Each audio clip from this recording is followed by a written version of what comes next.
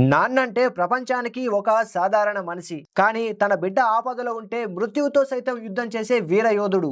గుజరాత్ లోని గిర్ సోమనాథ్ జిల్లాలోని గగ్గా గ్రామం 60 ఏళ్ల బాబు వాజా తన ఇంటి వరండాలో విశ్రాంతి తీసుకుంటున్నాడు. చుట్టూ చిమ్మ చీకటి. ఒక్కసారిగా పొలాల్లో నుంచి ఒక చిరుతపులి ఆకలి కొన్న రాక్షసిలా వాజా మీదికి దూకింది. చేతిని పట్టుకుని ఈడ్చుకెళ్లే ప్రయత్నం చేస్తుండగా ఆయన పెట్టిన కేకలు విని కొడుకు శార్దుల్ పరిగెత్తుకుంటూ వచ్చాడు. తండ్రిని వదిలేసిన చిరుత కొడుకుపై దాడికి దిగింది. కొడుకుపై దాడి చేస్తున్న చిరుతను చూసి ఆ తండ్రి రక్తం ఉడికిపోయింది.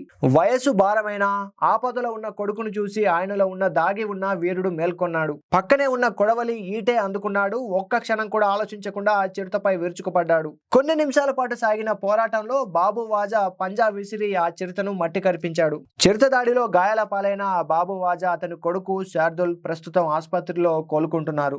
ఆత్మరక్షణ కోసం చిరుతను చంపినప్పటికీ వన్యప్రాణి సంరక్షణ చట్టం కింద అటవీశాఖ అధికారులు బాబు వాజాపై కేసు నమోదు చేసి దర్యాప్తు చేపట్టారు. ప్రాణం తీయడం నేరమే కావచ్చు, కానీ ప్రాణం పోయే స్థితిలో ఒక తండ్రి చూపిన తెగువకు సెల్యూట్.